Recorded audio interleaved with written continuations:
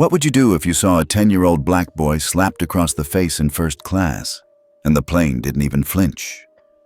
Caleb Whitman wasn't loud, wasn't disrespectful, just sitting quietly in seat 2A with a red backpack and a kind smile. But for flight attendant Karen Lawton, that was already too much. In one explosive second, her palms struck, passengers gasped, and the aircraft froze mid-roll. Nobody knew who the boy was.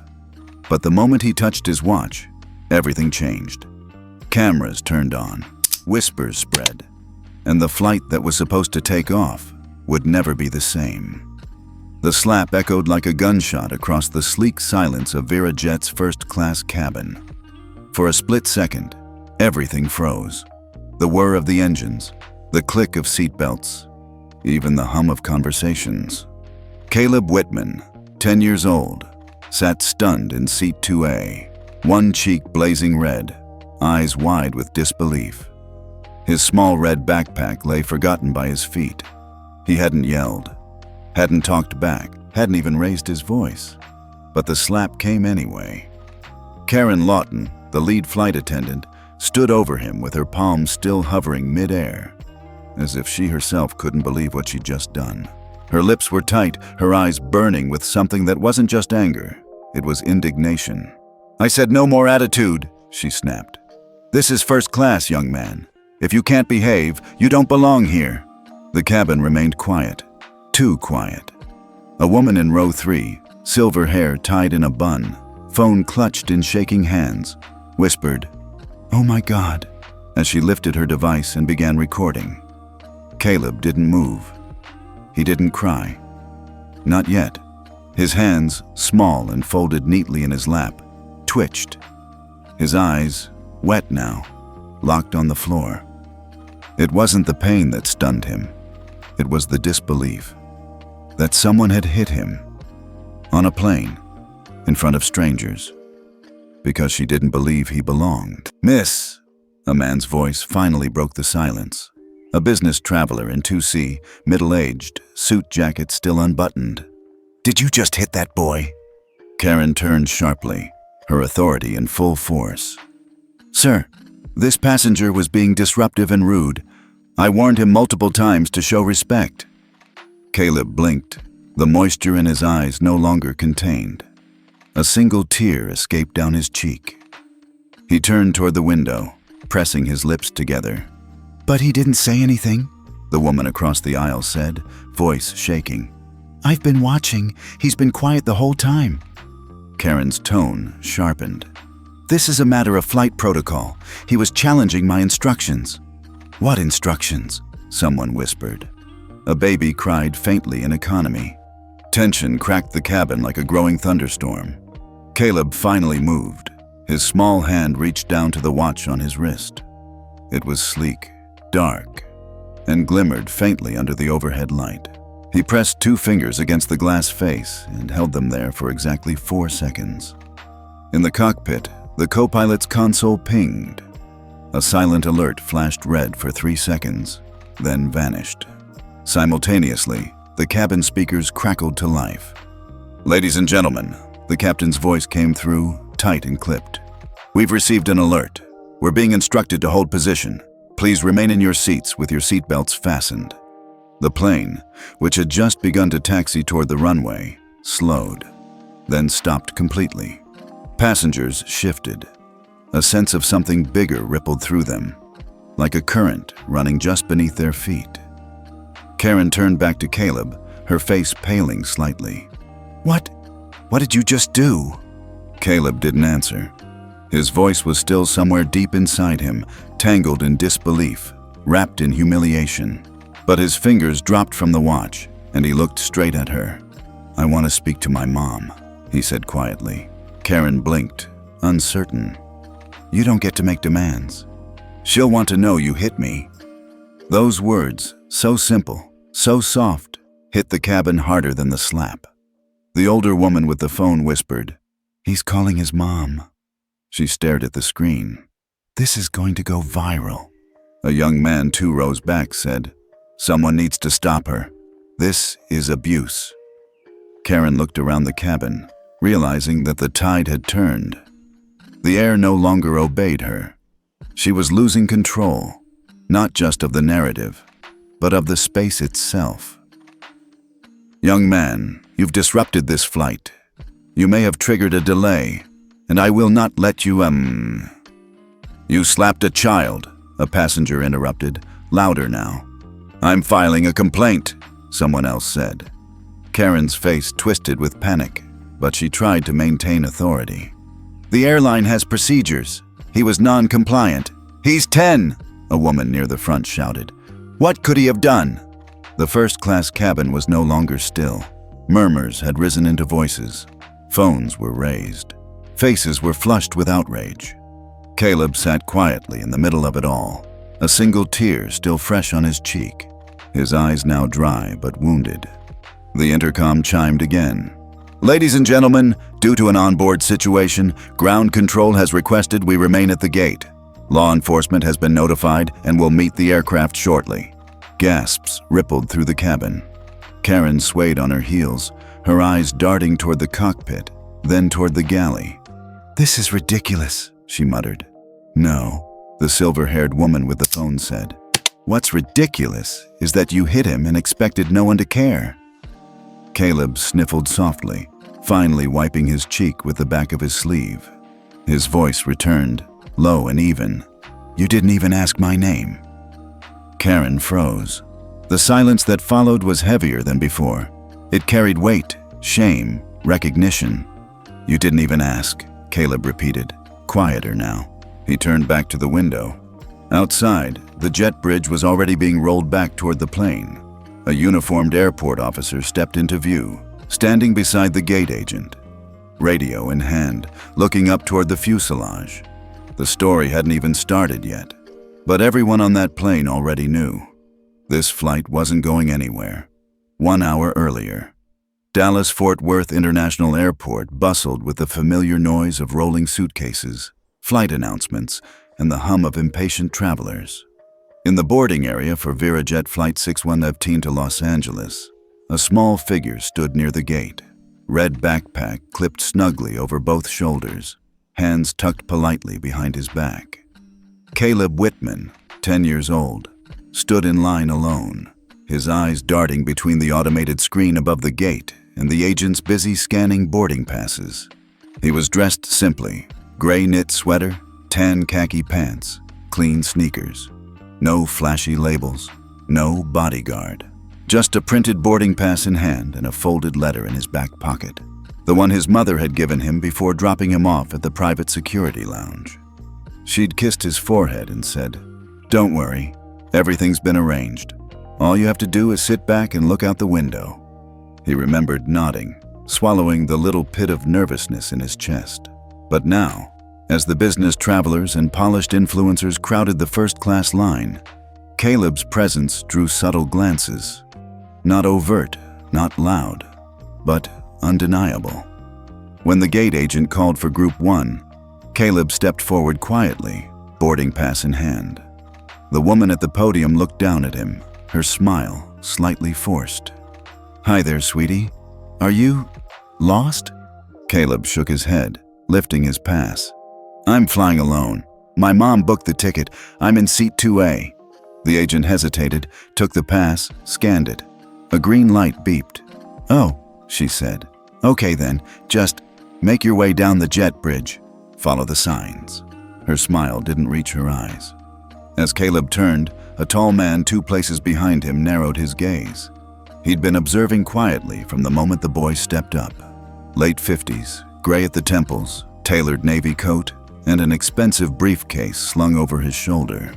His name tag read Graham R. Dalton, though no one seemed to notice. Graham didn't speak, just watched as Caleb walked down the jet bridge with the careful steps of a child determined not to seem out of place. Inside the aircraft, the cabin smelled faintly of leather and lavender cleaner. The lights were soft, calming. Caleb stepped into the first-class section, where a flight attendant with a warm smile greeted him. "Welcome aboard," she said gently. Caleb returned the smile, nodded. "Thank you." His seat, 2A was a window seat with wide cushions and a folded blanket on the armrest. He placed his backpack carefully beneath the seat, took off his sweater, and folded it neatly on his lap. His movements were precise, practiced, like someone who'd been taught to do things just so. No one was seated in 2B yet, and the rows behind him were still empty. He took the moment to look out the window, watching as ground crew moved with measured urgency beneath the wing. Bright orange batons, conveyor belts loading bags, a luggage cart zipped past. He felt calm, not excited, not scared, just quietly prepared. From the galley, another flight attendant appeared. Karen Lawton, still fresh-faced before the long flight, her uniform crisp and posture immaculate. She glanced toward the front of the cabin, her eyes falling on Caleb. Her expression tightened. She didn't approach him, just turned away with a shallow breath. Behind her, Graham Dalton stepped on board. As the attendant greeted him, Graham scanned the cabin and noted Caleb's presence in 2A. His gaze lingered a second longer than normal. "Morning," Graham murmured, handing over his pass. "Welcome, Mr. Dalton," the attendant said cheerfully. "Seat 3A, just here on the left." He nodded, walked past Caleb without a word, but sat diagonally behind him, well within earshot. As more passengers boarded, Caleb sat silently, watching the clouds shift outside. He kept his posture straight, knees together, fingers gently tapping the armrest in rhythm with the pulse of the engines outside. The hum soothed him. A couple across the aisle settled into 2C and 2D, chatting about real estate and Napa wine tours. The woman glanced at Caleb and whispered something to her husband, who nodded but said nothing. The cabin filled slowly.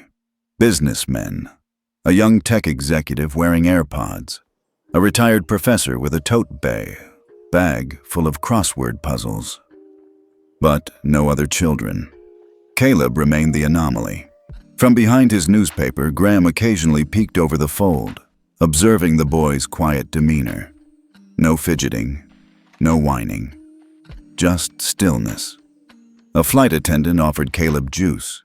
He declined politely, said he was fine. At that moment, Karen Lawton returned to the cabin, doing her final head count. Her gaze swept across the rows. When it landed on Caleb, she frowned faintly. She approached him. "Sweetheart," she said, voice artificially sweet. "Are you sure you're in the right section? This is first class." Caleb looked up, unsure what to say. "Yes, ma'am. Seat 2A. My boarding pass said—" Karen interrupted. "I'll double-check. Sometimes children are assigned here by mistake. Just stay seated for now." Her tone wasn't hostile, but it wasn't warm either. Just enough of a chill to cause Caleb's shoulders to inch inward. From 3A, Graham lowered his paper slightly, watching, listening. Karen disappeared toward the front of the plane. Caleb's eyes returned to the window. He exhaled slowly, his breath fogging the glass for a second before fading. The red backpack sat quietly beneath his seat, zipped tightly. Inside, tucked between snacks and coloring books, lay a sleek device connected to encrypted GPS, something his mother insisted he carry. "In case," she'd said. "Not that you'll need it, but it's better to be safe." A notification silently blinked green on his watch. Location verified. Boarding complete. Caleb didn't smile, but something in his posture relaxed. Seat 2A belonged to him, no matter what they thought. The final boarding call had passed. The cabin doors sealed with a soft hiss, and the overhead lights dimmed to a soft glow. First class settled into the stillness before takeoff, that short, peaceful moment when passengers adjusted their seat belts, flipped open magazines, or powered down devices. Caleb remained in seat 2A, hands folded neatly over his gray sweater. He glanced toward the window once more, not nervous, just waiting. Then he heard her footsteps. Click, click, click. Karen Lawton emerged from the galley with a clipboard in hand and a storm cloud over her expression. She made her way up the aisle, her gaze fixed on 2A like a laser sight. Caleb noticed. His posture straightened. He tucked his elbows closer. She stopped beside him, towering over his small frame. "Young man," she said, voice too crisp to be kind, "I checked the manifest again. This seat isn't registered to any unaccompanied minor." Caleb looked up, blinking slowly. "But I have a boarding pass," he replied softly. "It scanned green. The gate agent said—" Karen held up a hand. "I don't need a lecture. Where are your parents?" "I'm flying alone, ma'am. My mom, she arranged everything. There's a letter in my bag." Her frown deepened. "A letter?" Caleb nodded, leaned down, unzipped the side pouch of his backpack, and carefully pulled out a neatly folded page. It had the Whitman Foundation letterhead, embossed seal, and a handwritten signature at the bottom. Karen took it without thanks. She scanned it for all of 2 seconds, then scoffed. "This proves nothing. Anyone can print a letter." "But that's my mom's." "I said enough," she snapped. Then, in one shocking motion, she ripped the paper in half. The sound tore through the quiet cabin louder than the engines outside. Caleb's breath hitched. His mouth opened slightly, but no words came out. He just stared at the shredded halves now crumpled in her hand. "You'll need to move to the back," Karen said. "We'll find you a more appropriate seat." From behind her, someone stirred. A man in his late 40s, the one who had noticed Caleb earlier, seated in 2C, pulled out one of his earbuds. "Excuse me," he said. "He's had that seat since boarding." The attendant scanned his pass. Karen turned toward him, irritated. "Sir, this doesn't concern you." The man raised an eyebrow. "Actually, it does. He's a child, alone, and you just tore up his documentation." "I'm following protocol," Karen retorted. "Security will review it if needed." "Then maybe security should be called," he muttered. Karen's eyes narrowed. "You're not involved in this. Please sit back and let the crew handle it." Caleb remained still, eyes flicking between the two adults. The heat of embarrassment crept up his neck, but he didn't speak. Behind them, more heads turned. Murmurs started. Why is she targeting the kid? He didn't even raise his voice. Did she just tear his letter? Karen's jaw clenched. She looked back at Caleb and barked, "Stand up, now!" Caleb obeyed, slowly, silently. He slid out of his seat and stood beside it, fingers curling at his sides. He stared at the floor. His backpack sat awkwardly between his feet. Karen gestured toward the rear of the cabin. "You can stand here until I get a crew member to relocate you." Graham Dalton, still seated in 3A, watched carefully over the rim of his glasses. He said nothing yet, but his eyes, sharp and seasoned, followed every motion with growing interest. Caleb stood in place, unmoving, unspoken, still holding the broken pieces of his mother's letter, now limp in his hand. From the rear of first class, the silver-haired woman, the same who had filmed boarding earlier, reached for her phone again. She began recording quietly, angled toward Caleb and Karen. "You didn't even ask him his name," she said under her breath, mostly to herself, but loud enough to be heard in the rows nearby. A young woman in 1D whispered to her husband, "This feels wrong." Karen, pretending not to hear, walked briskly toward the cockpit. Caleb remained frozen. He didn't cry, but the tears sat right behind his eyes, waiting. The kind of tears that weren't from fear, but from frustration, from being treated like a stranger in a place where he had every right to belong. Passengers shifted uncomfortably. The tension wasn't a whisper anymore. It was real, present, crawling up the walls of the cabin. "Where's the supervisor?" someone asked. "I think that lady's overstepping." Caleb took a small step back. The space around him felt larger than it should. Colder, like he wasn't part of it anymore. From his seat, Graham Dalton leaned slightly forward, his voice calm and low, directed just enough to reach Caleb. "You all right, son?" Caleb nodded without looking back. Just a small motion. Karen returned, this time with the flight manifest in hand and a younger male attendant trailing behind her, nervous, eyes darting. "Confirmed," she said curtly. "No minor by the name Caleb Whitman listed." The male attendant glanced down at Caleb, then at the torn letter in Karen's hand, then at the rising unease in the cabin. Karen continued, "You'll be moved once we've cleared taxi. Remain standing." That was the final blow. Caleb didn't argue. He didn't plead. He just stood, eyes low, fists clenched around the scraps of the letter. Every ounce of his small body radiated restraint and silent hurt. From behind him, phones were recording now, one by one, quietly, deliberately. No one shouted, but no one looked away. The story was already writing itself, and the kid in 2A, the kid who hadn't spoken above a whisper, was at the center of it all. The silence in the cabin was no longer passive. It had shape, weight, and direction. Like all the air had shifted toward one small figure standing near seat 2A, Caleb Whitman, 10 years old. Still, wordless. With his mother's torn letter clutched in one hand and eyes fixed on the floor, not a single sound escaped him, but every passenger could feel it. The storm hadn't passed. It was building. In the galley, behind the first-class curtain, 26-year-old flight attendant Jamie Tran fumbled nervously through the printed manifest. Her hands trembled just enough to cause a faint rustle with every page she flipped. She hadn't said a word during the altercation. Karen made that impossible. But Jamie had watched, and what she'd seen didn't sit right. She found it. Line 17, Whitman Caleb E. Seat, 2A, flagged, do not disturb, special services, level alpha contact, Whitman Foundation, Internal Security, Washington, D.C.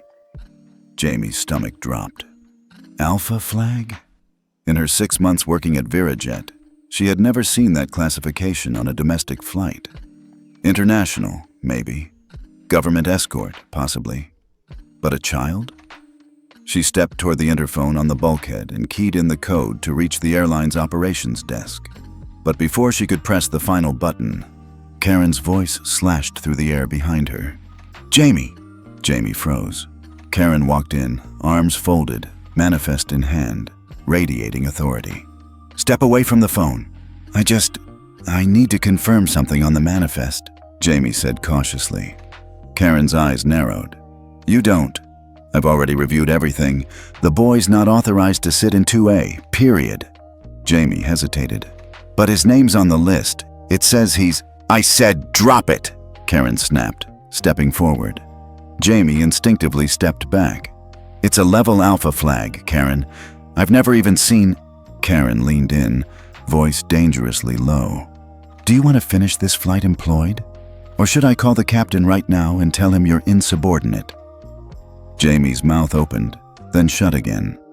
Her hand slowly dropped from the phone. Karen smiled. Tight. Victory in her jaw. "Good. Now go prep beverage service. I'll deal with the boy." Jamie didn't move immediately. Her mind raced, alarm bells ringing loud. Level Alpha. Whitman. She'd heard the name before, on the news, in finance reports. Nina Whitman. Philanthropist. Tech financier. Rumored to have influence that reached into every sector from Silicon Valley to Capitol Hill. And her son was on this flight, standing in front of a seat he rightfully owned, being treated like a stowaway. Jamie stepped into the galley's side corridor and pulled out her personal phone. She didn't dare text, not yet. But she tapped her notes app, typed a short entry. Flight 617, passenger Caleb Whitman, seat 2A. Alpha flag escalation blocked by senior attendant. She saved it, then slipped the phone away. Back in the cabin, Caleb had returned to silence.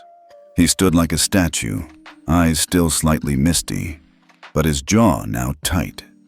His heart pounded, not from fear, but from restraint. He wasn't used to feeling helpless. At home, everything worked. People listened. The system responded. Here, it had failed him. He glanced to his left. Karen had retreated temporarily to the galley. Other passengers were still whispering, watching.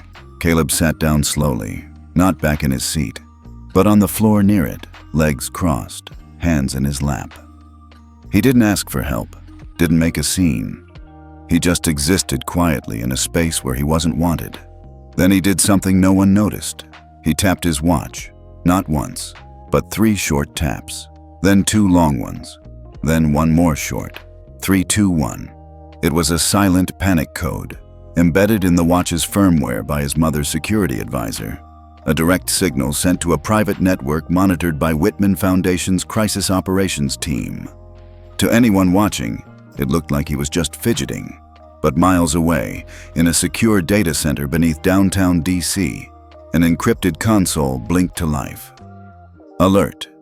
Code 321. Minor emergency. Asset.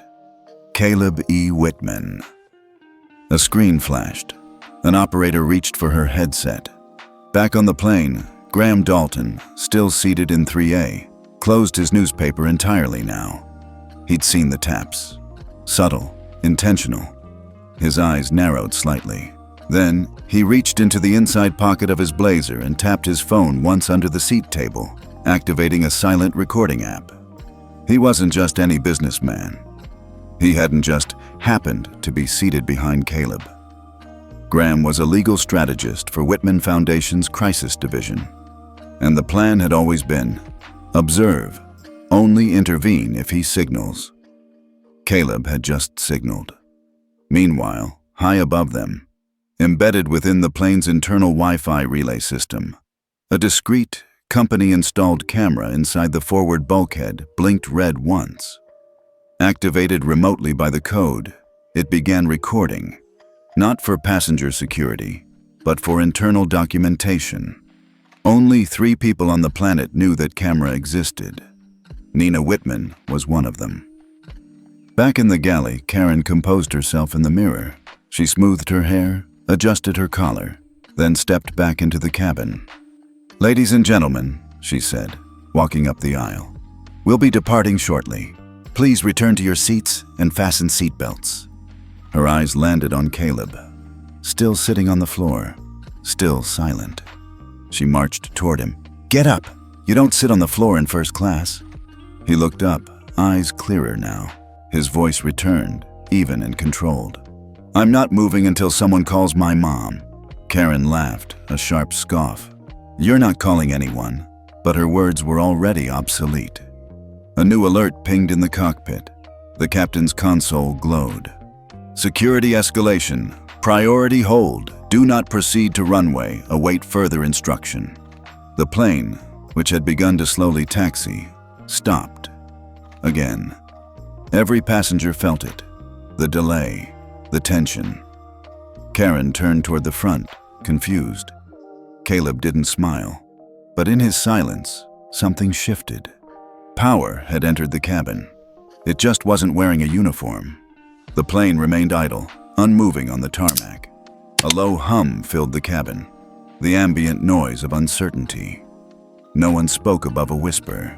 Passengers fidgeted with tray tables, scrolled through idle screens, but their attention kept drifting back to the small boy seated on the floor near 2A. Caleb hadn't moved. Still cross-legged, still quiet, but the calm in his body had begun to harden. The softness in his eyes, the gentle slump of his shoulders, it was shifting.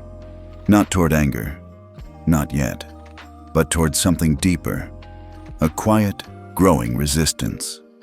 Karen Lawton stepped out from the galley once more, her lips pinched into a line. Her walk was sharper this time, heels hitting the carpet with clipped defiance. She glanced at the cockpit, still no clearance for takeoff. Then her eyes narrowed on Caleb, who hadn't budged. She walked past him without a word, pretending he didn't exist. Instead, she approached a young couple in 2C and 2D, offering them water and a warm smile. "Would you like sparkling or still?" she asked sweetly. They both declined politely, casting wary glances toward the front. As she turned to head back, Caleb raised his hand, not high, just a small polite gesture. Karen's smile vanished. "What now?" she said, stopping just short of him. Caleb looked up, eyes steady. "Could I have some water, please?" Her jaw twitched. "You don't make requests from the floor." "I'm thirsty," he said quietly. "That's all." "You can wait until beverage service begins," Karen snapped. "Unless you plan on actually taking your seat like a civilized passenger." From across the aisle, a soft voice spoke up. "I think the boy deserves a drink." Karen turned. A man, easily in his 70s, white hair thinning, cane tucked beside him, was rising slowly from seat 2F. He leaned heavily on the armrest, but stood tall once upright. Karen blinked. "Sir, please sit down." "He's a child," the man said, voice calm but resolute. "And you've treated him like a problem since he stepped on board." "This is a security matter," Karen said, louder now. "And I will not allow interference from other passengers." "Then call security," the man replied, "because I won't sit quietly while you humiliate a boy in front of strangers." Karen's voice sharpened to a blade. "If you don't return to your seat immediately, I will have you removed from this flight." The old man didn't back down, but a younger attendant, Jamie, hurried forward and gently placed a hand on his arm. "Please, sir," she whispered. "Just for now." He looked at Caleb, nodded once, then slowly sank back into his seat, breathing heavily. Karen turned back to Caleb. "You see what you're doing?" she hissed. "You're creating a disturbance. You're turning passengers against this crew." Caleb didn't flinch. "I didn't do anything. You refused to cooperate. You questioned my authority. You sat on the floor like some protester. I just wanted water," he interrupted. That simple phrase rang out louder than it should have. The cabin fell into a tense hush, Karen's eyes lit with something dangerous. "You think you're special?" she spat. "That the rules don't apply to you?" "No," Caleb said. "I think my mom would be disappointed to hear how you've treated me." That was it. The moment snapped. In one swift, uncontrolled motion, Karen raised her hand and struck Caleb across the other cheek. The sound cracked through first class, audible, final, the kind of sound that kills conversation. Gasps erupted. A woman in 1C covered her mouth. The man in 3B stood halfway, frozen in disbelief. Caleb didn't fall, didn't stumble. His head snapped to the side from the force, but he stayed upright. His hands clenched, his breath hitched, but no tears came. Karen's own chest heaved as she stared at him, hands still hovering. Her face was a mixture of rage and something else. Shock. As if she couldn't believe she'd done it again. Did she just hit him again?" someone whispered. "She hit a child. Oh my God." Across the cabin, phones rose into the air like drawn swords. This time, no one was subtle. Every angle, every seat, every witness. Karen stepped back a half step, suddenly aware of the glow of red recording lights. Caleb slowly turned his head forward again. His cheek flushed a deep crimson, but his eyes, those soft, hesitant eyes, had changed. Now they were sharp, clear, steeled. He looked up, not at Karen, but straight ahead, through her. "You hit me," he said softly. "Again." Karen opened her mouth, but nothing came out. Her fingers twitched, her posture wavered. From behind them, Graham Dalton stood. "Captain needs to be alerted," he said calmly to Jamie. "Now." Jamie didn't ask why. She rushed to the intercom. The cabin was alive now, not with noise, but with electricity. Every passenger knew this flight had crossed a line that wouldn't be erased. A voice crackled from the cockpit. "Ladies and gentlemen, this is your captain. Due to an onboard incident, we have been instructed to remain grounded. Airport authorities are en route. Please remain in your seats." Karen's shoulders slumped slightly. She turned, as if trying to retreat into the galley, but Caleb spoke again. "You didn't even want to know who I was." She stopped. "You just decided," he said, louder now, "that I didn't belong, that I was a problem." "Kid," Karen began, weakly. "I'm 10, Caleb said. "Not stupid." And that was when the passengers applauded, not loudly, just a soft collective clap, like the flutter of wings. Karen froze. Caleb sat back down, in seat 2A, slowly, purposefully. The boy they thought was invisible was now undeniable. Silence swept across the cabin like a blanket of static. Not the kind that settled nerves, but the kind that thickened the air, made every rustle of a jacket, every click of a seatbelt sound amplified, intrusive. Karen had vanished into the galley, her footsteps fast, almost panicked. Jamie stood stiff near the intercom, unsure if she should sit or speak. The other attendants had gone quiet. Passengers sat in stunned rows, some whispering, others locked in disbelief. Everyone had seen it.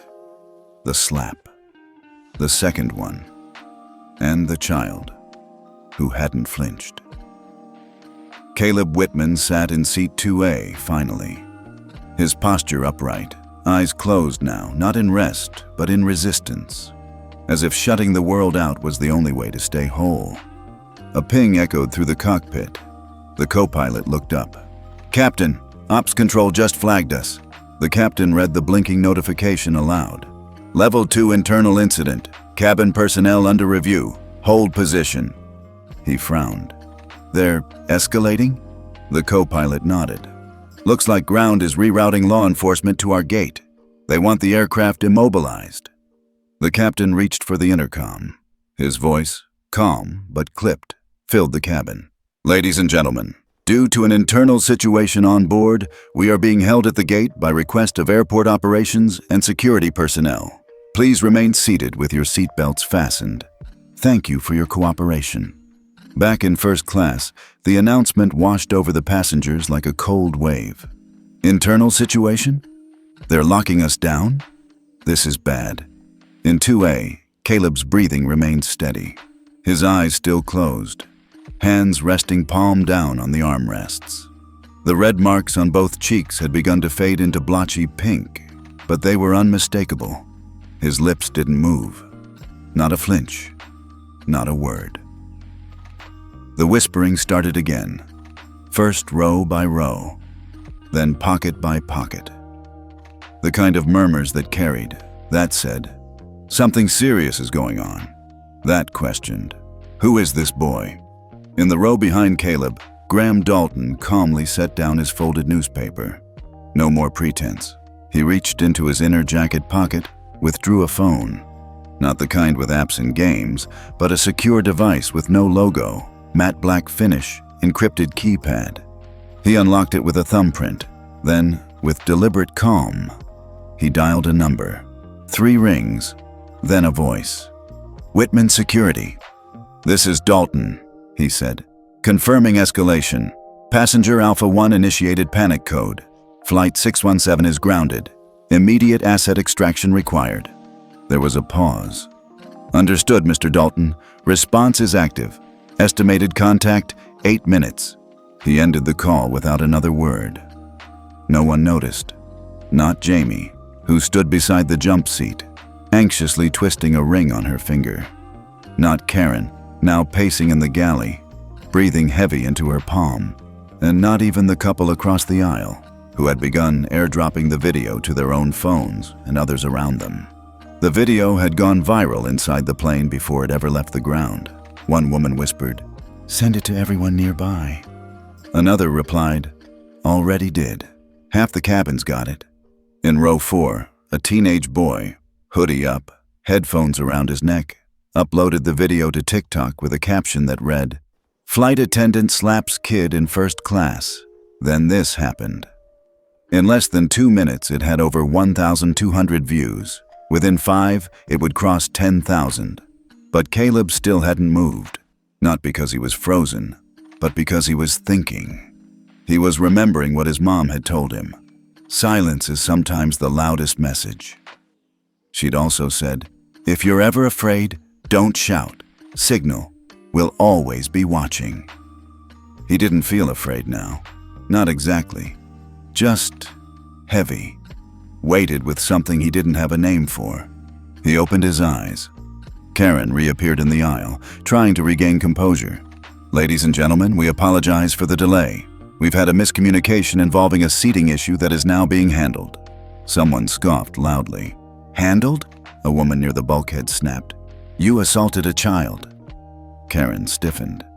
That's a serious accusation, ma'am. I'm serious, she said. And I have it on video.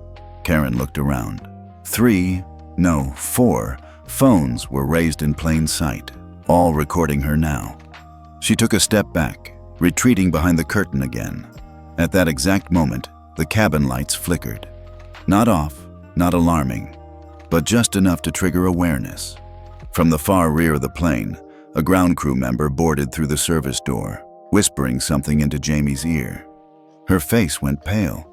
Then she nodded, turned toward the cabin, and walked up to the front. She stopped in front of Caleb, knelt down gently. Hi, sweetheart, she said. Voice different now, softer, a little tremble in it. Is your name Caleb Whitman? He nodded slowly. I need to ask you something very important, okay? Her voice lowered. Did you activate your emergency alert? He didn't answer with words. He lifted his left wrist slightly. The watch blinked once. Green. Jamie swallowed. I'm so sorry, she whispered. From behind her, Graham Dalton stood. Jamie, he said calmly. The response team will be here shortly. No one speaks to him unless it goes through me. Karen heard it from the galley. She stepped into view. Who are you to give orders to my staff? Graham didn't raise his voice. Graham Dalton, Special Counsel, Whitman Foundation Crisis Division. Karen paled. That's not possible. I suggest, he interrupted, you prepare a formal statement. Legal and law enforcement will board in under 5 minutes. The passengers gasped again, this time not in shock, but in realization. The truth was unraveling. And Caleb? He didn't need to say a word. The system was already speaking for him.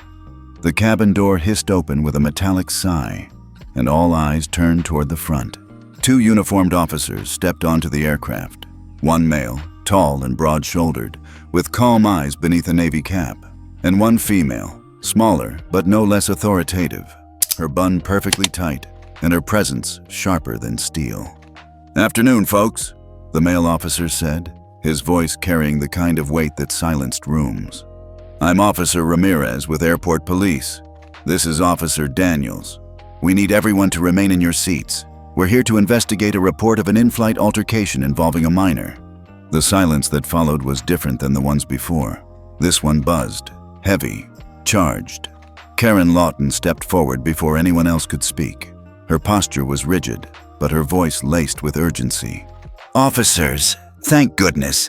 Yes, there's been a disturbance caused by a child passenger. He's been verbally aggressive, refused to comply with crew instructions, and created a safety concern for my staff. The officers exchanged glances. Ramirez raised an eyebrow. A child? Yes, Karen nodded, gesturing to Caleb, still seated in 2A. That boy there. He refused to take his proper seat and became belligerent when asked to move. I was forced to restrain the situation. Daniels tilted her head slightly. By restrain, do you mean physically? Karen hesitated. I did what was necessary to maintain order.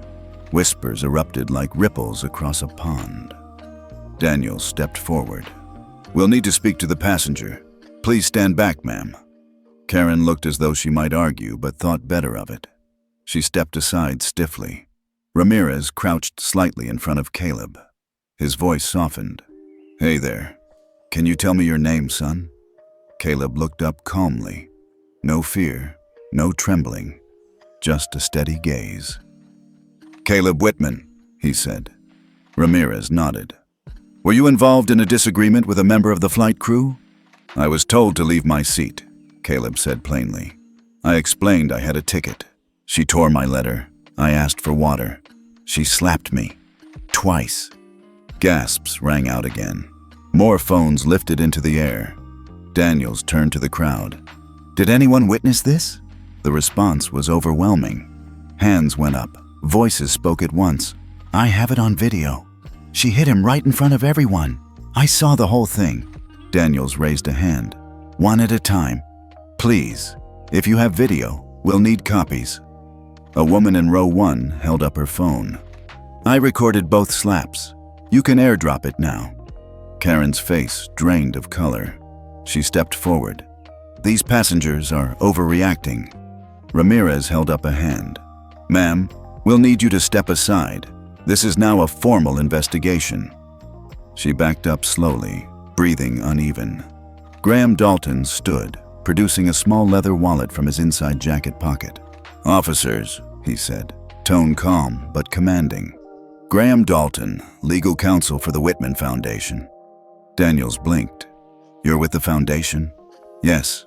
I've been traveling as assigned security counsel for Caleb. He activated an emergency alert. I suggest you escalate this to the Port Authority and request direct liaison with our legal team in Washington." Ramirez's demeanor changed subtly. Respect crept into his tone.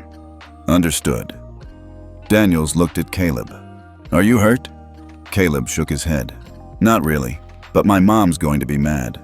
Chuckles fluttered awkwardly around the cabin. "Do you want medical attention?" she asked. "I'm okay," he replied. "But..." He paused, looking between the officers, then toward Karen. "I think you should call my mom, or her lawyer. Either one's fine." The words landed like a hammer. Not shouted, not dramatic, just inevitable. Karen stepped forward again, desperation creeping into her voice. "You're making a mistake.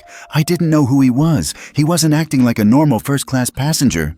"Define normal," someone muttered from the back. Officer Ramirez didn't flinch. "Ma'am, please remain silent until we finish our interviews." Passengers whispered again. One man whispered to his wife, "This just went federal." A teenage girl pulled up Google, typing Caleb Whitman into her phone. Her eyes widened as the search results loaded. "Oh my God," she breathed. "His mom's Nina Whitman. That Nina Whitman." Others began to murmur louder now, the realization spreading like wildfire. "She owns that think tank in D.C., right? She funds half the clean water projects in Africa. She's richer than Elon, right?" Karen stood frozen in the aisle. Ramirez stepped toward the cockpit and spoke to the captain. Moments later, the intercom chimed again. "Ladies and gentlemen, we will be returning to the gate. Law enforcement will continue their investigation off the aircraft. Please remain seated." Daniels turned back toward Caleb. "Would you like to step off first or stay seated for now?" Caleb looked around, at the passengers, at Jamie, who stood quietly to one side, watching with a mix of guilt and awe, at Graham, who gave him a small, affirming nod. Then he stood up. Not slowly, not defiantly, just with purpose. "I'll walk." Ramirez motioned to the front. "You're clear." As Caleb passed by Karen, he didn't say a word. He didn't look at her, but she looked at him. And what she saw wasn't a boy with a backpack. It was a boy with the full weight of a name that mattered more than any uniform. And the part she couldn't undo? She had slapped that name. Twice. Outside the aircraft, a light breeze stirred the Texas heat. But inside the terminal where security personnel led Caleb and Graham, the atmosphere was heavy with something else. Reverence. Shock. A dawning realization no one had seen coming. 2 additional airport police officers met them at the jet bridge, both younger than Ramirez and Daniels, but clearly briefed. They flanked Caleb not like guards escorting a threat, but like aides surrounding someone important. Graham gave a quiet nod. Straight to the incident room. Back on board, passengers sat in stunned silence, all eyes shifting to the front of the plane where Karen still stood, pale and rigid. Officer Ramirez remained by the galley, now speaking into a radio clipped to his shoulder. In the second row, the woman who had filmed the slaps scrolled through her phone, then gasped audibly. "It's her! It's really her!" A man across the aisle leaned over. "Who?" The woman turned her phone so he could see the screen. A headline stared back. "Nina Whitman, billionaire philanthropist and founder of Whitman Global Foundation." And just beneath it, a photograph. Nina standing on a podium at a UN conference, smiling, hand resting gently on the shoulder of a young boy in a dark suit. Same almond brown eyes, same posture. It was Caleb. "Holy hell," the man whispered. "That's his mom?" At the back of the cabin, the teenage girl who had Googled the name earlier sat with her mouth slightly open, holding her phone up for the man beside her. Look at the articles. This lady funds the Whitman Scholar Medical Program, owns clean energy startups, advises the State Department, and she's raising her son like a normal kid." "Not so normal anymore," the man muttered. In the galley, Jamie, still frozen from the events of the past hour, finally breathed out. The information settled like a weight in her chest. Caleb Whitman, Nina Whitman's son. He had been sitting right there in seat 2A. She felt the world tilt a little. Karen, meanwhile, had taken a half step back against the wall. Her voice barely broke above a whisper. "I didn't know. I swear, I didn't know who he was." Ramirez turned to face her, his eyes cool and unreadable. "You mean you didn't know who his mother was?" Karen swallowed hard.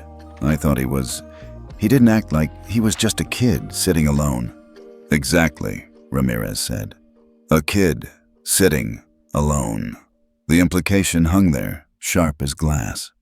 Karen's face turned a deeper shade of white. Ramirez continued, "We'll need you to stay seated until airport legal arrives." Karen blinked, her mouth parting as if to object, but no sound came out. On the tarmac, a black SUV had pulled up to the base of the jet bridge. Inside the security lounge, Caleb sat calmly on a leather chair, feet not quite touching the floor. His backpack rested on the ground beside him. Across from him, a female officer reviewed a tablet. "Mr. Whitman," she said softly, "we've confirmed your identity. Your emergency alert triggered a direct notification to DHS, which escalated to FAA and the Foundation's internal protocol." Graham nodded beside Caleb.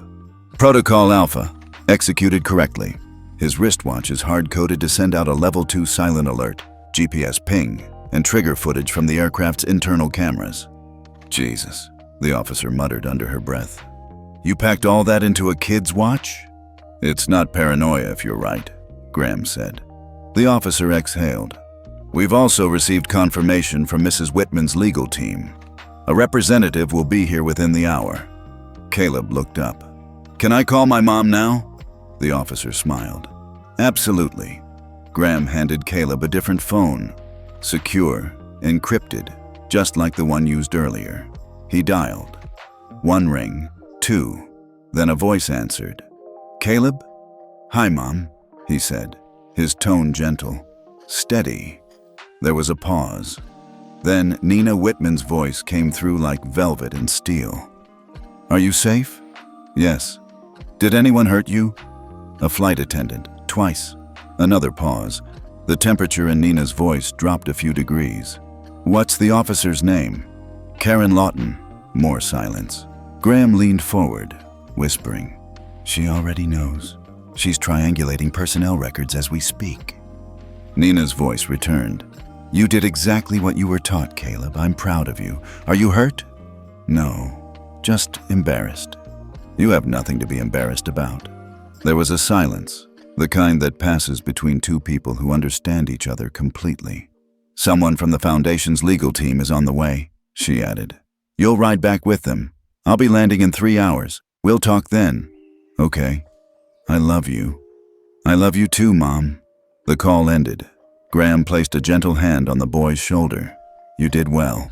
Meanwhile, outside the terminal, journalists were beginning to gather.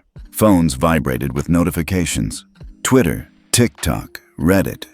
Each platform pulsing with the same story. Flight attendant slaps Caleb Whitman, plane grounded, investigation underway. Inside the plane, a new kind of silence had taken hold. Respect, shame, awe. Jamie turned to the older woman beside her and whispered, "She treated him like he was nothing." The woman nodded. "And he still didn't shout, didn't raise his voice, just asked for water." Karen remained in the galley, staring at the floor. She no longer looked like authority. She looked like regret. And far down the corridor, where Caleb was now being escorted toward the black SUV, a small group of passengers watched from the terminal window. Someone murmured, he'll never be just a kid again. The interview room was cold, not just by temperature, but by design. Neutral paint, bland lighting, a rectangular table with metal chairs on either side. Karen Lawton sat stiffly, hands folded tightly in her lap, every breath controlled, every movement tense like a stretched wire about to snap. Across from her, 2 airline compliance officers and a legal counsel took notes quietly.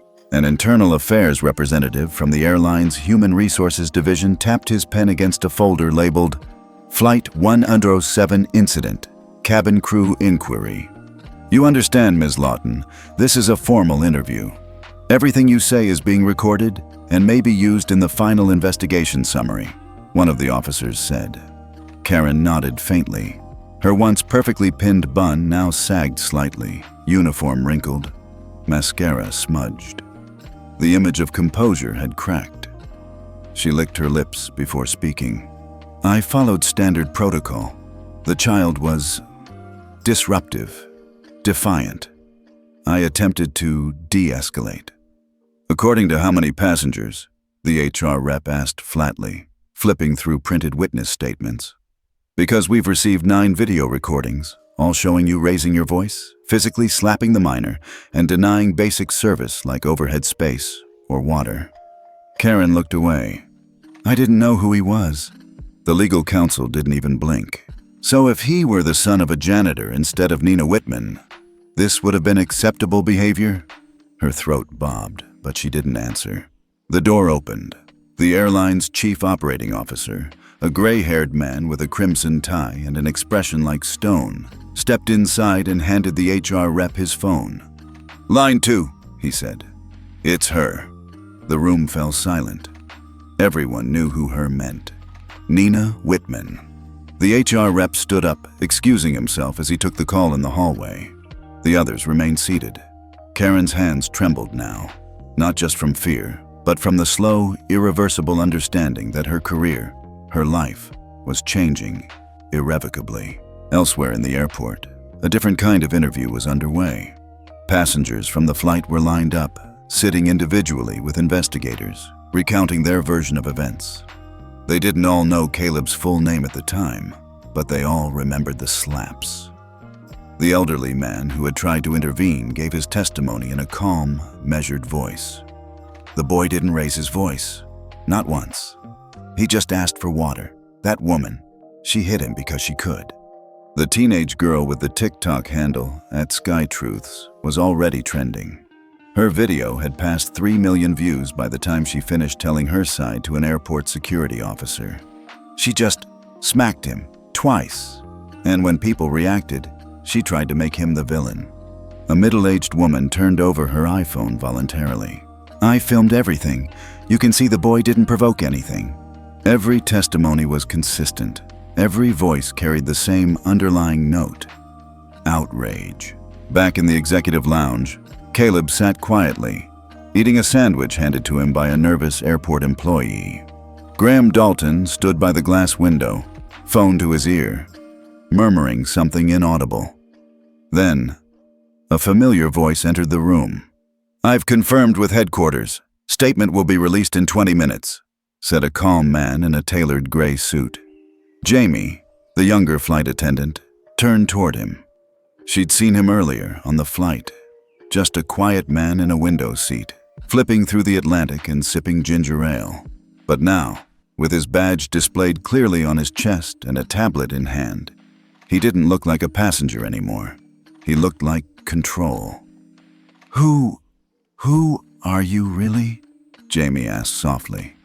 The man turned, offering a calm smile. Michael Royce, Chief Legal Officer, Whitman Foundation. You were on the flight? He nodded. I travel on rotation whenever Caleb does. Not to hover, just to be available. Jamie blinked, stunned. You were watching the whole time. Yes, Royce said simply. But sometimes, the strongest protections aren't visible until they need to be. He glanced at Caleb, who gave a tiny wave.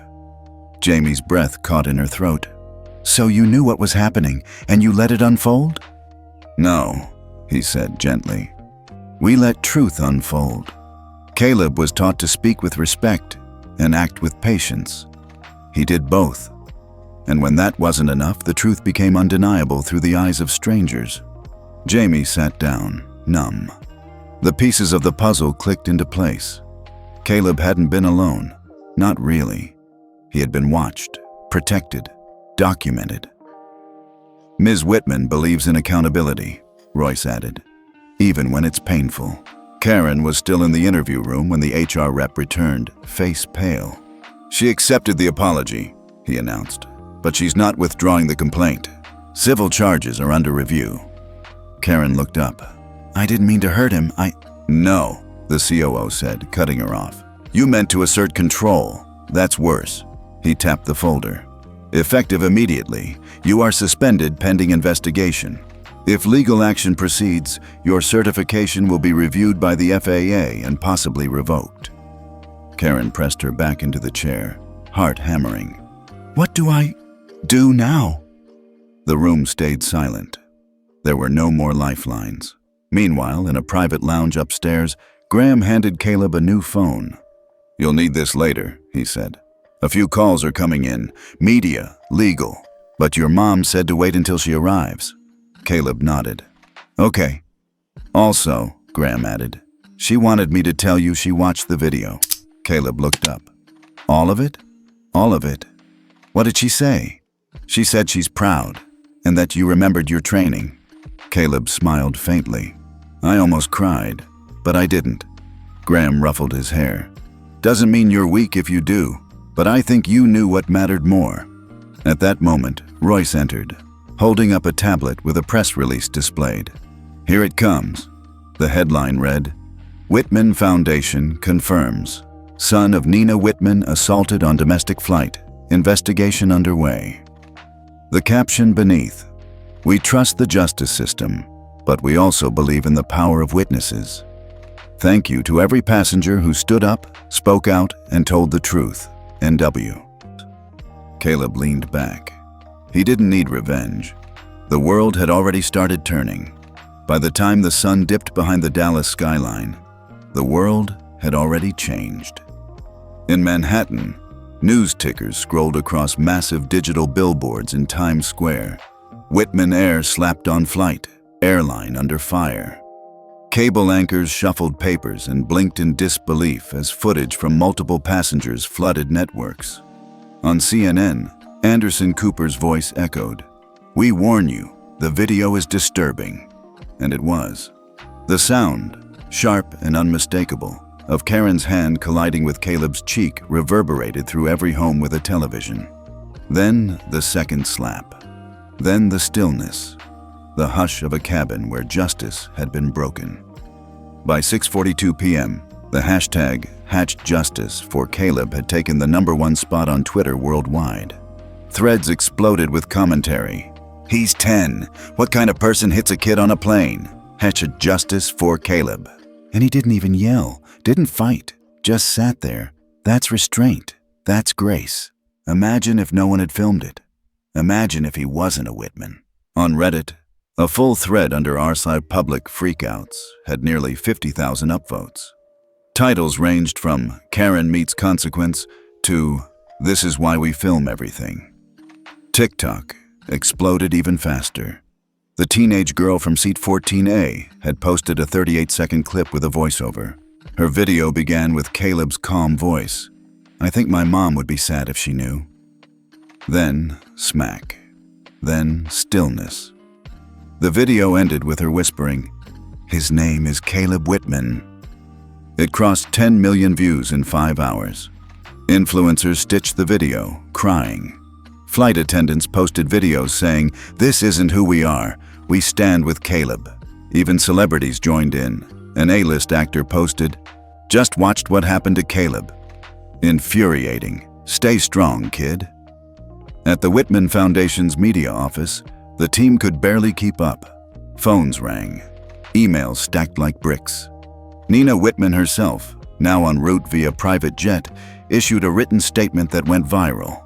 As a mother, I am shaken. As a citizen, I am focused. As a leader, I trust the truth to stand. Thank you to everyone who recorded, who spoke, who cared. Underneath her signature, Nina Whitman. Justice. 4 Caleb major media picked it up instantly.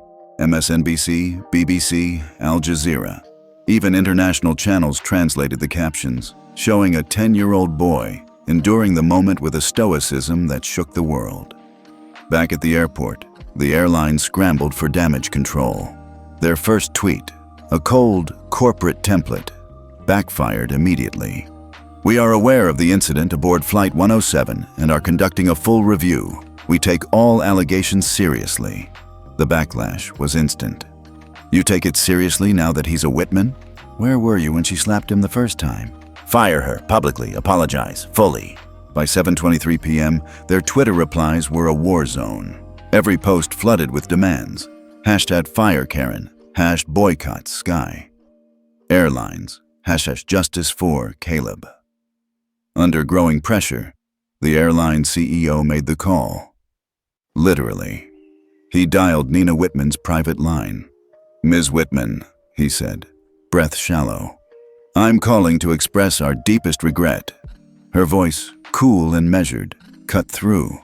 "This is not a PR event for you. I understand. And no, you don't. My son was assaulted twice under your watch. Don't think a generic apology will protect your shareholders." There was silence on the other end. "I'm issuing my own statement in the morning," Nina continued. "You'll receive a formal legal notice before that. The world is watching. Let's not pretend it isn't." The line went dead. The CEO placed the phone on the table, pale as ash.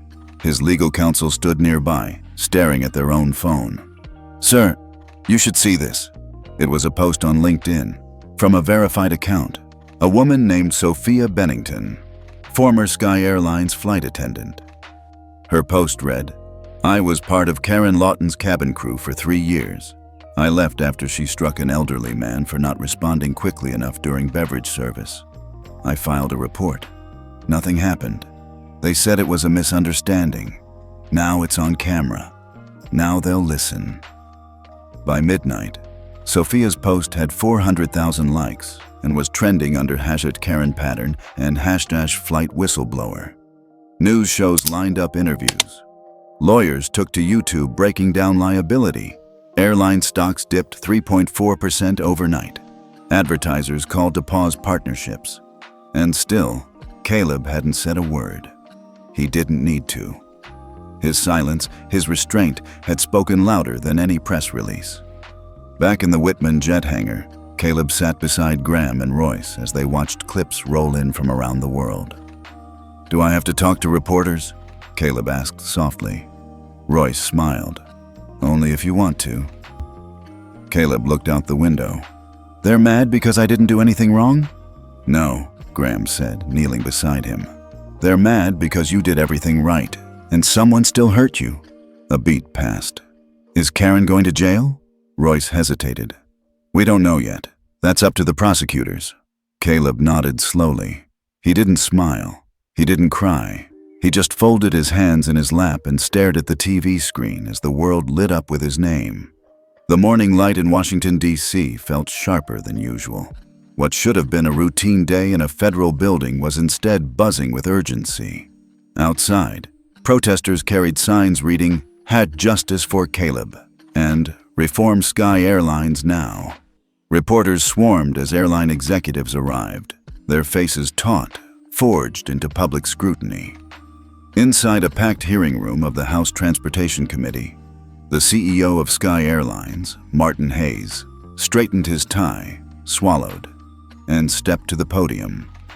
The room fell silent.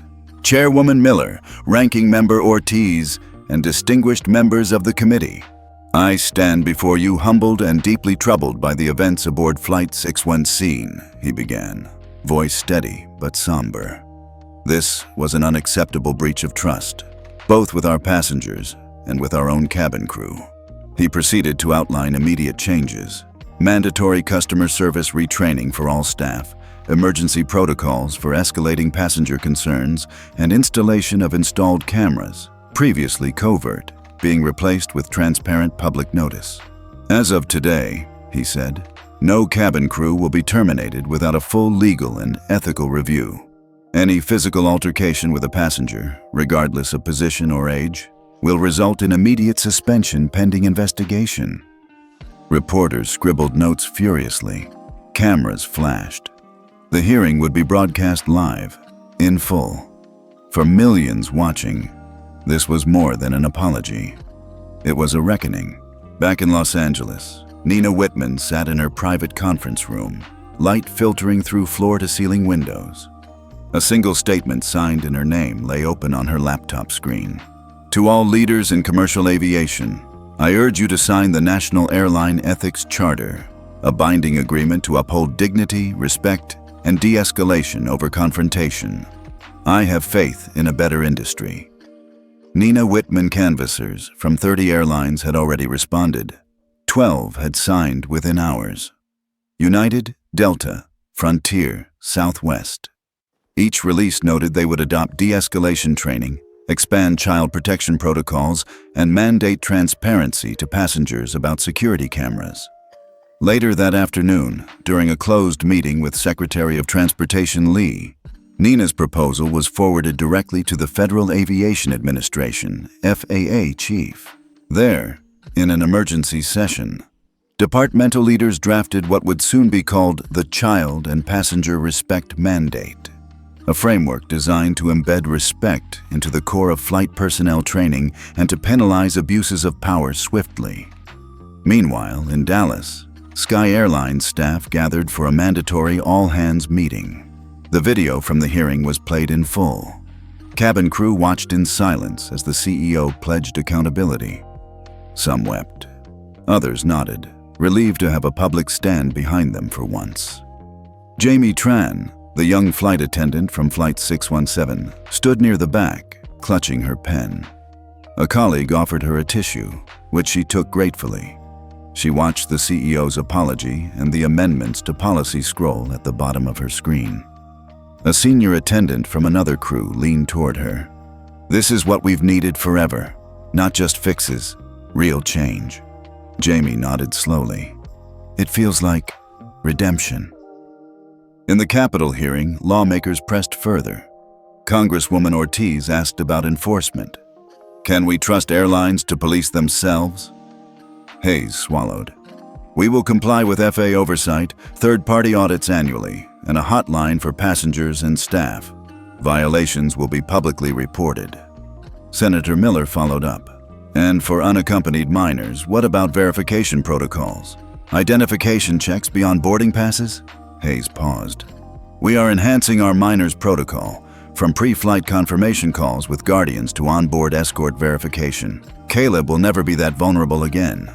The crowd, committee members, media, public chairs, erupted in cautious applause. Outside, the hashtag shifted. #Airline ethics became the new trending topic, as digital billboards in cities reflected the news. FAA to adopt National Passenger Respect Mandate. Nina Whitman pushes industry-wide ethics charter.